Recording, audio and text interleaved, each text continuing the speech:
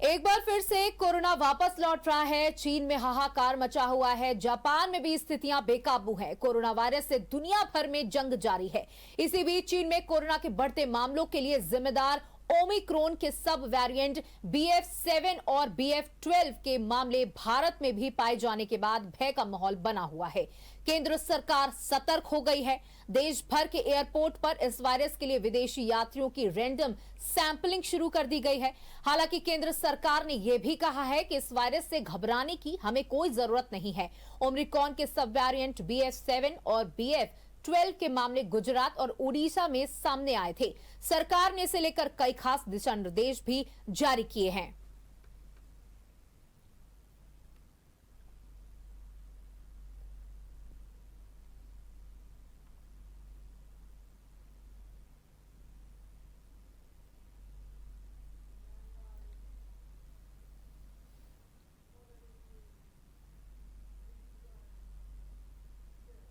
तो जहां संसद में एक तरफ स्वास्थ्य मंत्री मांडविया ने सभी राज्यों से सतर्क होने के लिए कहा है और वहीं मुख्यमंत्री योगी आदित्यनाथ ने अफसरों को दिशा निर्देश दिए हैं कि कोरोना संक्रमण से बचने के लिए कोविड प्रोटोकॉल का कड़ाई से पालन करवाएं और अस्पतालों, बस, रेलवे स्टेशन, बाजारों जैसे भीड़ भाड़ वाले सार्वजनिक स्थानों पर फेस मास्क लगाए जाने के लिए लोगों को जागरूक करें। मुख्यमंत्री योगी प्रदेश में कोरोना की स्थिति की समीक्षा कर रहे थे। उन्होंने कहा कि कोविड की बदलती परिस्थितियों पर सूक्ष्मता से नजर रखी जाए। चिकित्सा, शिक्षा, स्वास्थ्य विभाग बेहतर समन्वय के साथ तैयारी करें। राज्य स्तरीय स्वास्थ्य सलाहकार समिति के परामर्श के अनुसार आगे की नीति तय की जाएगी। साथ ही स्वास्थ्य मंत्रालय भारत सरकार से सतत संपर्क संवाद बनाए रखेंगे। उन्होंने कहा कि कोविड की बदलती परिस्थितियों में जो भी नए केस मिले हैं उनकी जीनोम सेक्सिंग कराई जाएगी।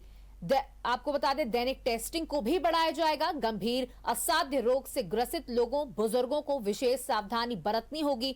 चिकित्सा, शिक्षा, स्वास्थ्य विभाग बेहतर समन्वय के साथ तैयारी करेंगे।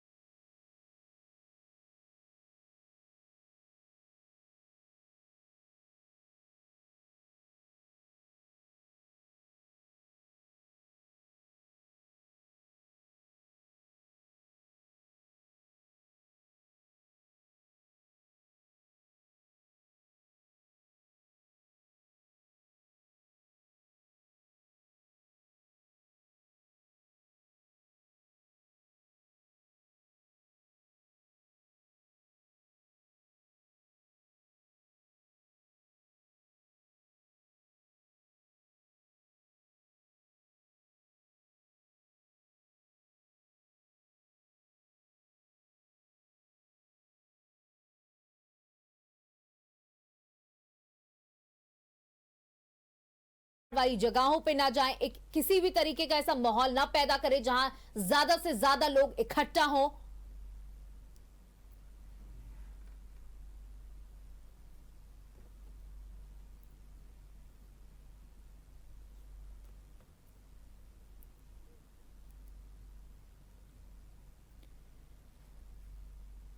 और वहीं आज संसद में कोरोना को लेकर काफी हाहाकार मचा हुआ था, जिसके बाद स्वास्थ्य मंत्री मांडविया ने बयान जारी करते हुए दोनों ही सदनों में कहा कि सरकार जो है वो कोरोना को लेकर पूरी तरीके से मुस्तैद है।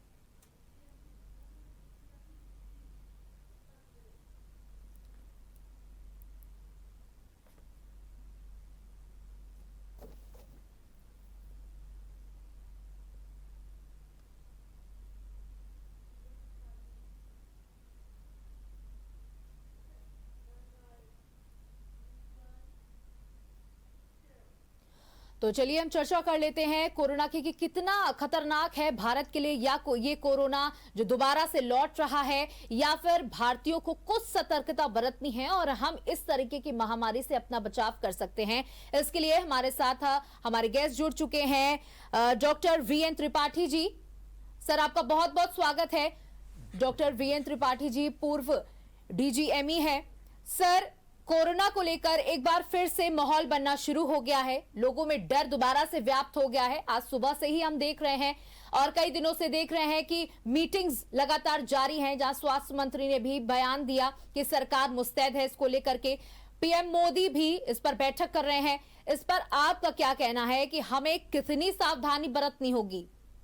जी बिल्कुल सौम्या जी, आपने सही कहा है कि हमें अलर्ट रहना है, हमें कंसर्न रहना है, लेकिन घबराना नहीं है, पैनिक नहीं होना है। हमारी परिस्थितियां, हमारे लोग, हमारी पॉपुलेशन, हमारे लोगों में वैक्सीनेशन की स्थिति चाइना या और कंट्रीज से भिन्न है। हम उनसे कहीं बेहतर स्थिति में है, लेकिन जो कोरोना या कोविड के बचाव के लिए है 2 गज की दूरी, मास्क है जरूरी, और 3T वाला प्रिंसिपल कि ट्रेसिंग, टेस्टिंग और ट्रीटमेंट, इस पे हमारी सरकार, उत्तर प्रदेश सरकार माननीय योगी जी और केंद्र सरकार बिल्कुल टॉप अलर्ट मोड पे है। आज ही से, कल से मीटिंग चालू हो गई है। ग्रुप 9 हमारे जो उत्तर प्रदेश में है वो एक्टिव है। सीएमओ प्रिंसिपल्स को ऑर्डर्स मिल गए हैं। हम बिल्कुल अलर्ट मोड पे हैं, सावधान हैं। लोगों से अपील यही है आपके इस माध्यम से, जेएमडी से के माध्यम से, कि लोग सतर्क रहें, भीड़ भाड़ वाली जगह ना जाएं, मास्क का प्रयोग करें, अपने हाथ धोते रहें, और जिनकी बूस्टर डोज या वैक्सीनेशन की कोई डोज छूटी हुई है वो जाके लगवाएं। पैनिक ना फैलाएं, घबराएं नहीं, अलर्ट रहें, सावधान रहें। जैसा आपने कहा कि जिनको बूस्टर डोज नहीं लगी है या जिन्होंने अभी अपनी सेकेंड डोज ही नहीं ली है, कहीं ना कहीं सर अभी हमने देखा कि लोगों में काफी हार्ट अटैक की प्रॉब्लम आ रही है अचानक, और सबसे ज्यादा ये प्रॉब्लम यूथ में आ रही है। और बहुत सारी मिथ्या होती हैं, बहुत सारी चीजें होती हैं जो भ्रामकता की स्थिति को पैदा करती हैं। वैसे ही कहीं ना कहीं कोविड की वैक्सीन ने भी पैदा करी। पहले तो खुद बड़े बड़े राजनेताओं ने कोविड वैक्सीन को लेने से मना किया, उसके बाद चलिए इसको हमने खत्म करते हुए पूरे देश को फर्स्ट डोज दिलाई, फिर सेकेंड डोज की, लेकिन जब बूस्टर डोज की बात आई तो लोगों में डर हो गया, क्योंकि हार्ट अटैक्स की बहुत सारी प्रॉब्लम्स आ रही थी, बहुत सारी चीजों में इरेगुलर, वुमेन्स में काफी चीजों को लेकर, उनकी नेचुरल चीजों को लेकर इरेगुलरिटी देखने को मिली। तो उसको देखते हुए आप क्या बताना चाहेंगे कि हमें बूस्टर डोज ले लेनी चाहिए?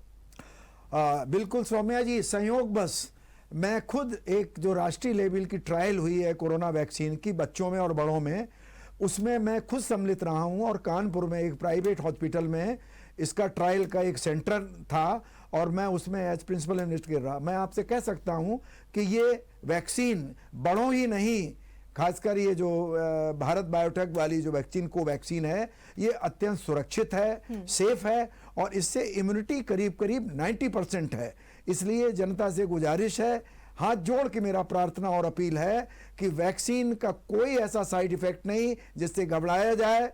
जैसे कि बूस्टर जो लगवानी है जरूर लगवाएं, कोविशील्ड और कोवैक्सीन दोनों ही, और कोवैक्सीन का जैसे हमने बताया कानपुर में खुद ट्रायल हुआ है, मैं उस ट्रायल का प्रिंसिपल इन्वेस्टिगेटर रहा हूं, तो मैं दावे के साथ कह सकता हूं कि जो भी रिजल्ट आए हैं उसमें ये वैक्सीन बहुत सुरक्षित है, कारगर है, और इसके कोई ऐसे साइड इफेक्ट नहीं है जिसमें हार्ट अटैक या इस तरह कोई, ये केवल भ्रांति है और ये गलत सूचना जो लोगों में है, इसको कृपया दूर करें, और बूस्टर डोज जो छूट गई है वो अवश्य लगवाएं और जल्दी लगवाएं। जी डॉक्टर वीएन त्रिपाठी जी, जैसे कि हमने कोविड की फर्स्ट स्टेज में या दूसरी लहर जब आई तो हमने देखा कि ये मई जून के आसपास काफी एक विकराल रूप लिया, लेकिन ये जो टाइम चल रहा है ये ठंड का टाइम है, और इस समय जहां चाइना, जापान जैसे, अमेरिका जैसे जो देश हैं, इसमें बहुत तेजी के साथ कोरोना फैल रहा है।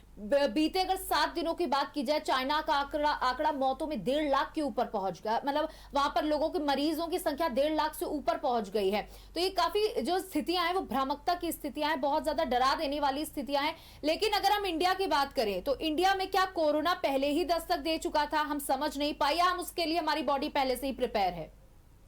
जी सौम्या जी, जानकारी के लिए बता दूं कि हमने जो BF7 है, जिसका कि बहुत बड़ा एकदम भयंकर रूप से चाइना में फैला है और बड़े बड़े क्या कहते हैं कि खतरनाक तरीके से फैला है, ये हमें जुलाई अपनी 22 जो अभी गई है, करीब 5-6 महीना पहले हमारे देश में भी पाया गया था, लेकिन ये साधारण ओमिक्रॉन की तरह था, इससे कोई फैटलिटी नहीं हुई, मृत्यु नहीं हुई, और साधारण जुकाम खांसी की तरह 5 से 7 दिन में ठीक हो गया। लेकिन यही BF7 जो चाइना में बीजिंग आदि में पाया जा रहा है, ये बहुत ही क्या क्या खतरनाक किस्म सा है। निमोनिया हो रही है, लोग आईसीयू इमरजेंसी में एडमिट हो रहे हैं। तो ये उन चाइनीज पॉपुलेशन में, बेल्जियम में, जापान में अलग तरीके से पेश आ रहा है। तो शायद इसका कारण है कि हमारा वैक्सीनेशन स्टेटस जैसा कि है कि हमारे लगभग 90% से ऊपर जो वरिष्ठ लोग हैं या और भी हैं, उनमें वैक्सीनेशन हो चुका है। दूसरा, हमारे यहाँ जो हर्ड इम्यूनिटी है, यानी कि एक को इन्फेक्शन हुआ और बीमारी हुई कोविड की, उसके साथ उसके अराउंड 20-25 लोगों को जिनको कि इन्फेक्शन तो होता है, संक्रमण होता है, लेकिन बीमारी नहीं होती, ऐसे लोगों में ओमिक्रॉन या कोविड-19 के खिलाफ एंटीबॉडीज पैदा हो जाती हैं बिना वैक्सीनेशन या बिना इन्फेक्शन के। इसको कहते हैं हर्ड इम्यूनिटी। तो हर्ड इम्यूनिटी हमारे भारतीयों में चाइना, बेल्जियम, जापान आज से बहुत अच्छी है। दूसरा, वैक्सीनेशन की कवरेज हमारी उनसे कई गुना ज्यादा है। तीसरा, हमारी जो इम्यूनिटी है उसका भी फर्क है। और चौथा ये है कि हमारे प्रधानमंत्री जी ने और गवर्नमेंट ने फ्री में सबको वैक्सीन लगवाई है, ऐसा शायद और मुल्कों पे नहीं है। तो लब्बे लबाब ये है कि ये कोविड-19 का जो BF7 है, जो चाइना, जापान में बिल्कुल हंगामा मचा रहा है, कैन से वहाँ बहुत ही मारामारी हो रही है। हम अभी उससे अफेक्टेड नहीं है, हालांकि 4-5 केसेस मिले हैं गुजरात, उड़ीसा में मिला के, लेकिन स्थितियां अभी बिल्कुल सामान्य है। लोगों को घबराने की जरूरत नहीं है, पैनिक की जरूरत नहीं है, अलर्ट रहना है, सावधान रहना है, 2 गज की दूरी, मास्क है जरूरी।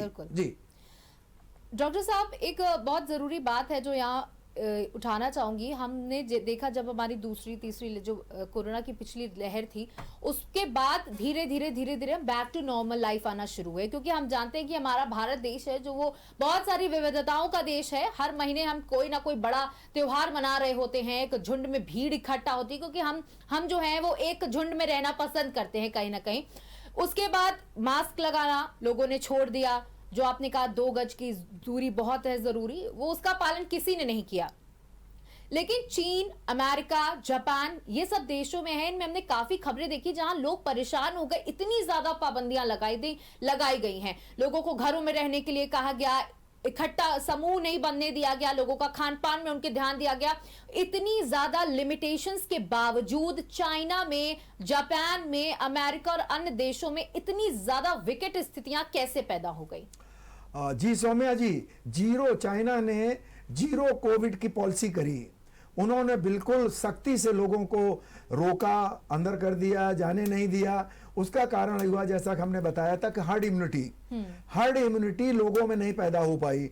इधर वैक्सीनेशन भी 50 से 60% लोगों को केवल दिया गया, जबकि हमारे देश में 90%, 95% को दिया गया। तीसरा, ये जो मूल रूप से रेसिस हैं, चाइनीज रेसिस हैं या यूरोपियन रेसिस हैं, अमेरिकन हैं, इनमें जो रिस्पॉन्स है एंटीबॉडीज का, शायद ऐसा मेरा अपना वैज्ञानिक सोच के हिसाब से मैं बता रहा हूं, हमारे यहाँ की अपेक्षा अलग है। इस कारण से प्रॉपर एंटीबॉडीज ना होना, जीरो कोविड की पॉलिसी होने से उनकी हर्ड इम्यूनिटी ना बढ़ना, इम्यूनाइजेशन का कवरेज उनका कम होना, और कुछ और भी ऐसे फैक्टर हो सकते हैं जो भी वैज्ञानिकों को नहीं मालूम। उनका कारण है कि अचानक से ये जो BF7 है, ये China, Belgium, Japan, Korea, America आदि में बड़ी तेजी से फैला है। और सबसे बड़ी दुखदाई बात यह है, खतरनाक बात, इसका इंक्यूबेशन पीरियड कम है, ये विरुलेंस बहुत है, खतरनाक।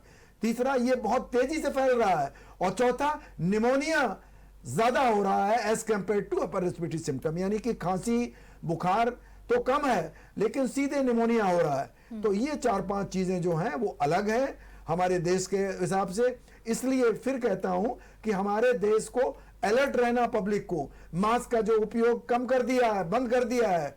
अभी भी मैं बता दूं, कल परसों तक हमारे देश में लगभग 160 से 170 केसेस प्रतिदिन हो रहे थे।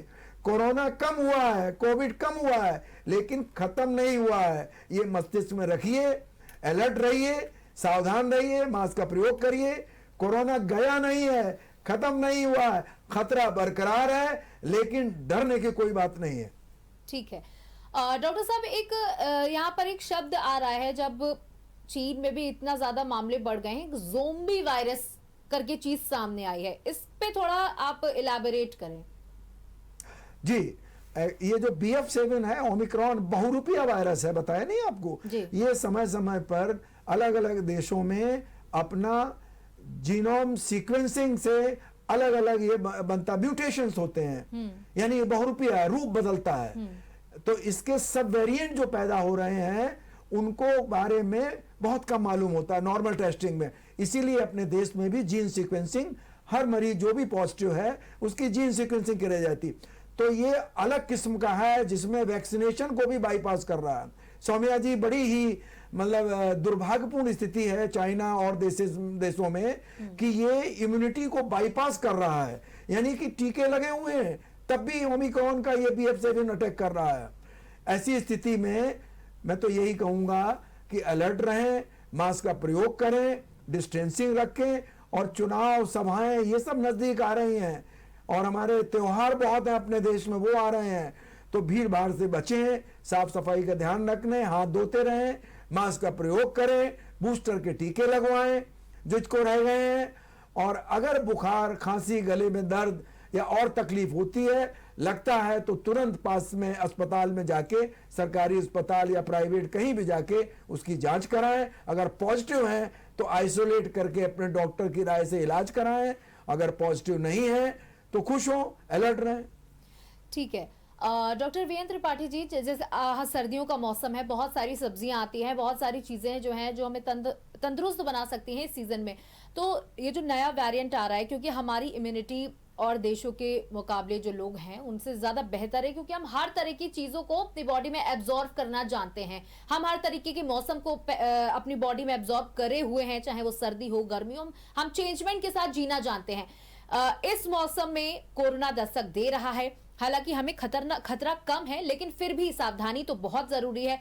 आप क्या सलाह देना चाहेंगे कि लोग किस तरीके का भोजन ले, किस तरीके की दवाइयां अगर वो लेना चाहते हैं तो वो दवाइयां ले, या कौन सा प्रोटीन, कुछ इस तरह की जानकारी दें। जी सौम्या जी, सबसे पहले तो जो हाई रिस्क ग्रुप है, छोटे बच्चे, गर्भवती महिलाएं हैं, वरिष्ठ लोग यानी कि 50-55 साल से ऊपर के लोग, या जिनको कोई बीमारी है जैसे हृदय रोग है, डायबिटीज है, उनको क्रॉनिक एस्थमा है, COPD है, हार्ट की कोई बीमारी है, किडनी की बीमारी है, लिवर की बीमारी है, अगर ये सब है तो ऐसे लोगों को और अत्यधिक सावधानी बरतनी है, क्योंकि इनमें कोविड का माइल्ड इन्फेक्शन भी खतरनाक हो सकता है। तो ये लोग मास्क का प्रयोग करें जब भी बाहर निकलें, और घर में भी अगर किसी को सर्दी जुकाम खांसी है तो प्रिवेंशन के तौर पर अपना मास्क का प्रयोग करें, उसके पास न जाएं ऐसे लोग। दूसरा खान पान में समय पर खाना खाएं, खासकर प्रोटीन, फल, अंकुरित वो, इसके अलावा पनीर, छेना, ड्राई फ्रूट्स, हरी सब्जियां, सलाद इत्यादि का सेवन करें, ताजे फल खाएं, खाना ताजा खाएं, बीच बीच में गर्म पानी, गुनगुना पानी पीते रहें। और जो आजकल वो काढ़ा वाली चाय है जिसको आयुर्वेदिक चाय कहते हैं, आपके किचन में मौजूद है, जैसे कि काली मिर्च है, दालचीनी है, अदरक है, गुड़ है, इत्यादि का सेवन करते रहें। ठंडी चीजें जैसे कि फ्रिज में रखी हुई चीजें, आइसक्रीम, कोल्ड ड्रिंक और स्ट्रीट फूड से बचें। यही मेरे ख्याल से बचाव के तरीके हैं। और लक्षण होते ही अगर गले में खराश है, तेज बुखार है, मांसपेशियों में दर्द है, जोड़ों में दर्द है, तो तुरंत कोरोना की जांच कराएं। अगर पॉजिटिव है तो अपने डॉक्टर से पूछ के उसका इलाज करें। खुद डॉक्टर ना बने, अपने आप दवा ना खाएं, ना स्टोर करें, ये मेरी आपसे गुजारिश है और प्रार्थना है। जी डॉक्टर वीरेंद्र त्रिपाठी जी, हम लगातार चर्चा करते रहेंगे, लेकिन यहाँ वक्त हो चला एक छोटे से ब्रेक का, जल्द लौटेंगे। ब्रेक के बाद आपका स्वागत है और हमारे साथ जुड़े हुए हैं डॉक्टर वीरेंद्र त्रिपाठी जी। डॉक्टर साहब, हम कोरोना पर चर्चा कर रहे हैं क्योंकि इस समय काफी स्थितियां जो हैं वो लोगों को डरा रही हैं। अभी आपने थोड़ी देर पहले बताया था जब हम चर्चा कर रहे थे कि आपने बच्चों में भी वैक्सीन को लेकर के काफी ट्रायल किया था, उसके बारे में थोड़ा बताएं, क्योंकि 6 साल की उम्र से नीचे के बच्चे वैक्सीन नहीं लगा सकते, तो उनका कैसे देखभाल करना होगा, या आपने जो ट्रायल के दौरान चीजें एक्सपीरियंस की होंगी उसकी जानकारी थोड़ी दें। जी बिल्कुल, ये जो अपने भारतवर्ष में अभी भारत बायोटेक लिमिटेड की एक कोवैक्सीन है जो यूज़ में भी है, और एक इमरजेंसी यूज जनता में उस समय बहुत ज़्यादा जो इमरजेंसी थी उसमें अलाउ है, बच्चों में भी अलाउ कर दिया गया, परमिट कर दिया गया, और 10 से साल से ऊपर बच्चों को लगा रहे हैं। और मैं अपने जनता को ये बताना चाहूँगा, दर्शकों को, कि सबसे छोटा बच्चा जो हमने क्लिनिकल ट्रायल किया था पिछले वर्ष, कि वो 2 वर्ष 3 महीने की बच्ची थी, और उसको भी कोवैक्सीन का ट्रायल हमने किया, उसको टीका लगाया, 2 टीके लगाए थे, और इसके बाद ये देखा कि पेरेंट्स बड़े थोड़े सहमे थे कि डॉक्टर साहब कोई इफेक्ट तो नहीं होगा, साइड इफेक्ट तो नहीं होगा, बच्चा बहुत छोटा है, लेकिन उनको हमने भरोसा दिलाया, और मुझे खुशी हो रही है कुछ बच्ची में भी हल्का सा बुखार आया था 1 दिन के लिए, और हल्का सा इंजेक्शन साइट पे दर्द, इसके अलावा वो बच्ची बिल्कुल नॉर्मल रही और आज तक नॉर्मल है। कहने का तात्पर्य ये कि जो हमने करीब करीब यहाँ पे 200-250 बच्चों में, जो 2 से 6, 6 से 12, 12 से 18 साल के थे, 3 ग्रुप में, उनमें सब में किया, तो हल्का सा बुखार 100 डिग्री तक का 1 या 2 दिन, और इंजेक्शन साइट पर हल्का सा दर्द 1 या 2 दिन के अलावा कोई ऐसा साइड इफेक्ट नहीं हुआ जिससे कोई परेशानी हो बच्चे को। कहने का तात्पर्य यह है, भारत सरकार की गाइडेंस के मुताबिक ICMR, WHO सब ने उसको अप्रूव किया, drug controller general of India के पास सारी रिपोर्ट गई, और उनके परीक्षण निरीक्षण के बाद उन्होंने अनुमति दी। कहने का तात्पर्य है कि हमारे दर्शकों को ये भ्रांति ना रहे कि बच्चों में ये खतरनाक है, जैसे बड़ों में सुरक्षित है कोरोना की वैक्सीन। हमारे देश में ज़्यादातर 2 ही हैं, कोविशील्ड और कोवैक्सीन।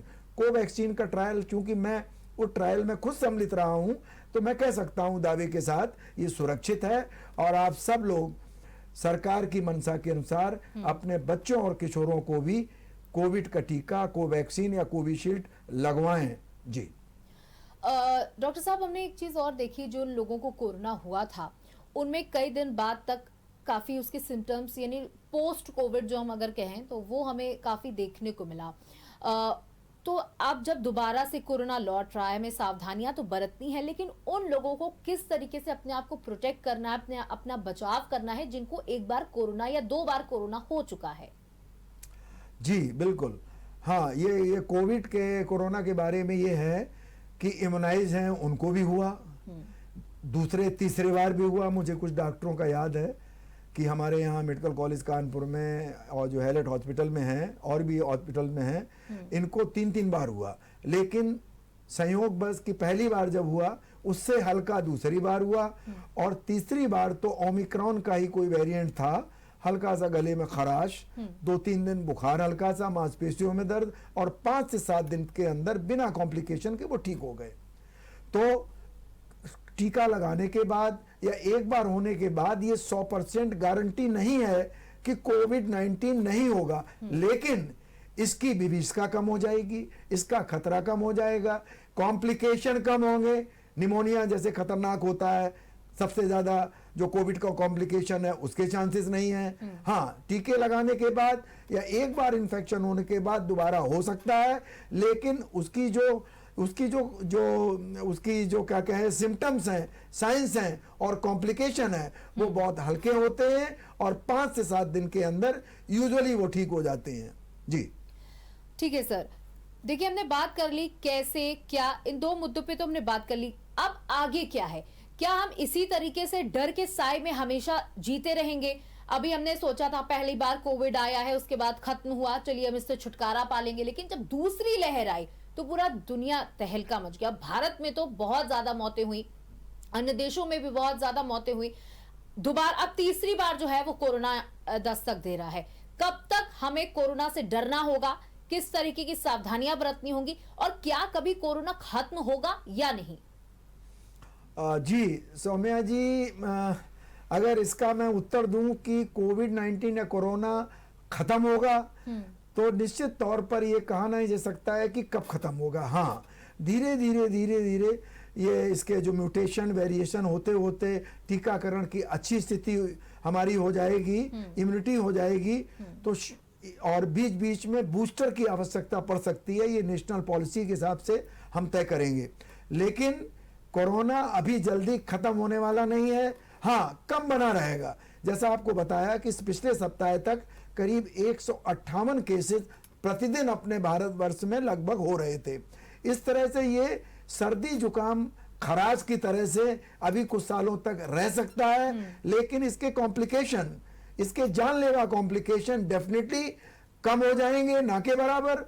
तो घबराने की कोई बात नहीं, पैनिक की कोई बात नहीं है।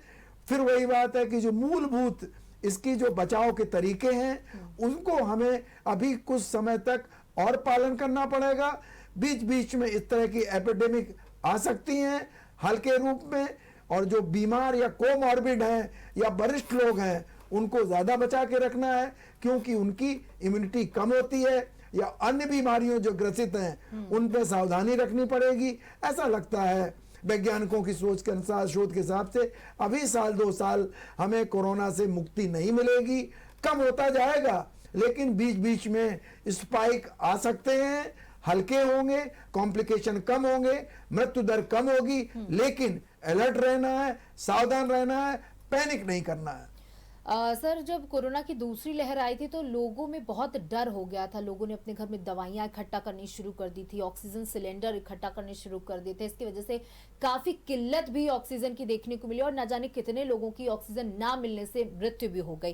तो इसमें लोगों को क्या सलाह देंगे कि क्या इस बार कोविड में हमें ऑक्सीजन से रिलेटेड कोई प्रॉब्लम आ सकती है क्या? नहीं, कोई जरूरत नहीं कि आप दवाएं खरीद के लाएं, घर में रखें, ऑक्सीजन सिलेंडर रखें या और भी चीजें रखें। कृपया ऐसा ना करें, ऐसा ना तो इंडिकेटेड है, ना इसकी जरूरत है। और जैसे पिछले हमें याद है लोगों में दहशत थी, खासकर डेल्टा वेव, सेकेंड वेव में लोगों ने होर्डिंग करनी शुरू कर दी थी दवाओं की। ये बिल्कुल राष्ट्र हित में ठीक नहीं है, समाज हित में ठीक नहीं, और मैं कहूँगा मानवता के नाते ठीक नहीं है। कृपया ना करें, अपने डॉक्टर से टच में रहें, खुद डॉक्टर ना बने। और अगर इस तरह कोई लक्षण होते हैं, मैं एक बार पुनः लक्षण आपको बता दूं, नाक बहना, बुखार, जोड़ों में दर्द, तेज बुखार, जाड़ा लगना, गले में खराश, गले में दर्द, सांस लेने में दिक्कत, डायरिया, वॉमिटिंग, पेट में दर्द इत्यादि ऐसे लक्षण हैं। अगर अचानक ऐसा हो, 2-3 दिन में ये ना ठीक हो, तो 4-5वें दिन अपने डॉक्टर से संपर्क करिए। और डॉक्टर, और अगर वो कोविड-19 की जांच के लिए कहते हैं तो कराइए, अपने को आइसोलेट करिए, मास्क पहनिए, और रिपोर्ट अगर नेगेटिव आती है तो चिंता की बात, अगर पॉजिटिव आती है तो अपने डॉक्टर से पूछ के दवा इत्यादि खाइए, खुद डॉक्टर न बने। होर्डिंग की कोई ज़रूरत नहीं कि पॉसिबल ये होगा तो वो रखें, एंटीबायोटिक रखें, एंटीवायरल रखें, ऑक्सीजन सिलेंडर भर के रखें। कृपया ऐसा ना करें, ऐसी कोई संभावना नहीं है। मेडिकल जगत में संभावना और कॉम्प्लिकेशन की वैज्ञानिक सोच के हिसाब से होता है, ये नहीं कि डेल्टा वेव में मारामारी थी तो अब की बार भी हो सकती है। ऐसी संभावना एज ए डॉक्टर मुझे तो नहीं दिखती है जी। ठीक है सर, एक बहुत ज़रूरी जानकारी आपसे जानना चाहूँगी कि दोबारा से कोरोना आ रहा है, हम एक बार फिर से सावधानियों को बरतने की कोशिश करेंगे, मास्क लगाएंगे, उचित दूरी बनाएं। लेकिन जो प्रेग्नेंट वुमेन है, जो गर्भवती महिलाएं हैं, अगर मान लीजिए उन्हें कोविड हो जाता है, उस वक्त वो गर्भवती हैं, तो किस तरीके की उन्हें सावधानियां बरतनी, या उस कोविड का असर उनके बच्चे पे भी जो उनके अंदर पल रहा है उस पर भी हो सकता है, तो उसको लेकर के कैसी हमें सावधानियां बरतनी होंगी? जी, एक तो मैं खासतर चूंकि मैं शिशु बाल रोग विशेषज्ञ हूँ, मैं बच्चों के लिए बता दूं, एक फार्मूला है जो कि शायद दर्शक लोग उसको याद कर लेंगे, गोबिंद, GOBIND।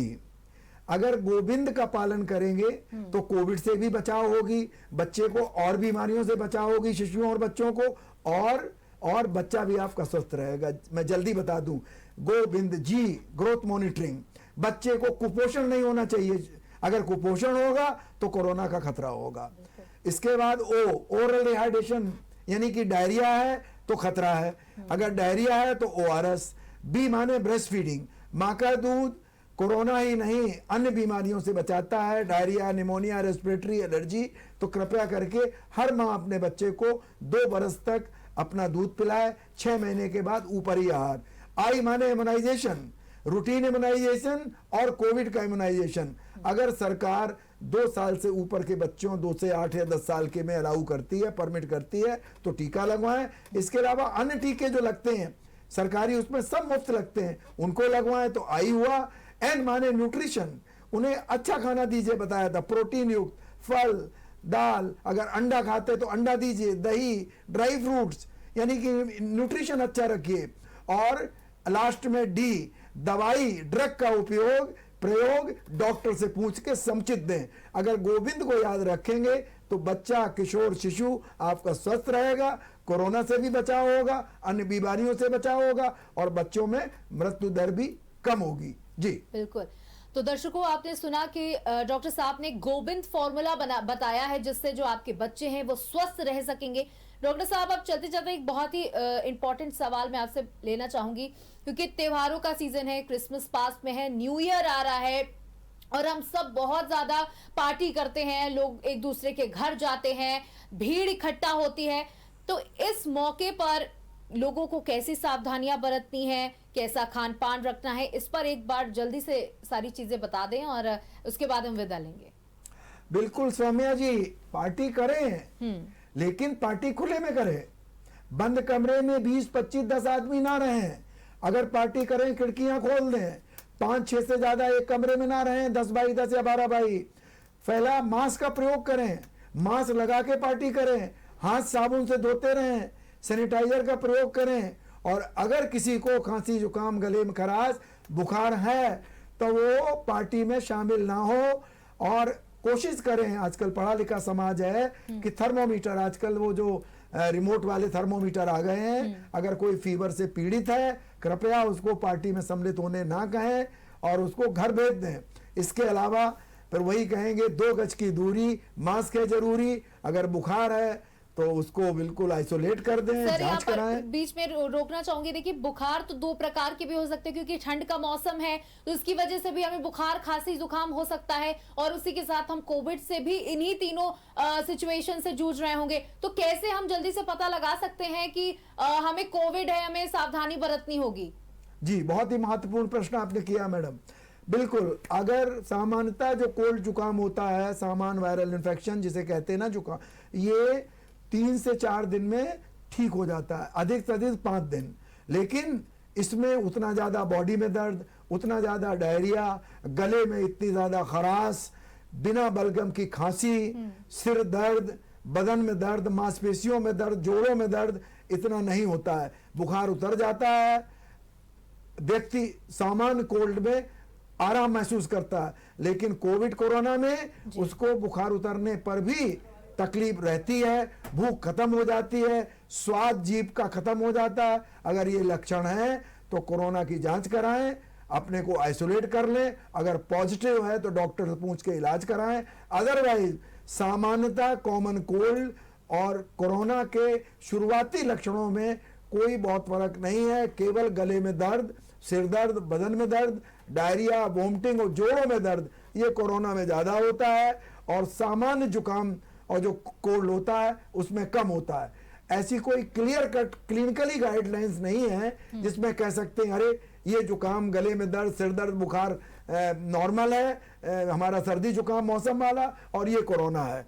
हाँ, अगर 5 से 7 दिन से ज्यादा चलता है, सांस लेने में तकलीफ होती है, सीने में दर्द होता है, भूख बिल्कुल खत्म हो जाती है, डायरिया शुरू हो जाता है, अगर ये लक्षण है, या ऑक्सीजन का सैचुरेशन गिर जाता है, घर घर में यहाँ पे आजकल पल्स ऑक्सीमीटर है, अगर ऑक्सीजन का सैचुरेशन गिर जाता है, खाने पीने में तकलीफ है, भूख खत्म हो गई है, निढाल पड़ा, सुस्ती आ गई है, बच्चा है तो बिल्कुल सोता रहता है, ऐसे बच्चे को तुरंत इमरजेंसी में ले जाके चेकअप कराएं, जांच कराएं, डॉक्टर की सलाह के हिसाब से उसका इलाज कराएं, खुद डॉक्टर ना बने। जी, बहुत बहुत शुक्रिया डॉक्टर वीएन त्रिपाठी जी, अपना समय देने के लिए और हमारे दर्शकों को इतनी बहुमूल्य जानकारियां देने के लिए। तो दर्शकों, आज डॉक्टर वीएन त्रिपाठी ने आपके सभी जो आपके मन में चिंताएं चल रही होंगी उसको दूर करने का काम किया, साथ ही आपको अपने बच्चों को कैसे प्रोटेक्ट करना है, इस कोरोना से बचा कर रखना है उसकी भी जानकारी दी, बुजुर्गों को अपने आप को कैसे स्वस्थ रखना है उसकी भी जानकारी दी, साथ ही कोरोना की वैक्सीन लेना ना भूलें, वैक्सीन ले चुके हैं तो बूस्टर डोज लेना ना भूलें, बिल्कुल भी ना घबराएं, बूस्टर डोज जरूर लें। और भारत में ये कोरोना इतना प्रभावी नहीं है, लेकिन हमें सावधानियां बरतनी है, मास्क को लगाना है, 2 गज की दूरी बनाए रखनी है और हाथ धोते रहना है, समय समय पर हाथ धोते रहना है। और ऐसी भीड़ भाड़ वाली जगह पे जहां जाना आवश्यक नहीं है वहां जाना थोड़ा इग्नोर करें। फिलहाल इतना ही, देखते रहिए जेएमबी न्यूज। अगर आपको हमारा वीडियो पसंद आया हो तो हमें लाइक करें, सब्सक्राइब करें और ज्यादा से ज्यादा शेयर करें। और हाँ, बेल आइकॉन दबाना ना भूलें ताकि हर खबर का अपडेट आप तक पहुंचे तुरंत। आप हमें इंस्टा, ट्विटर और फेसबुक पर भी फॉलो कर सकते हैं। हमारी आईडी है @JMT News Flash।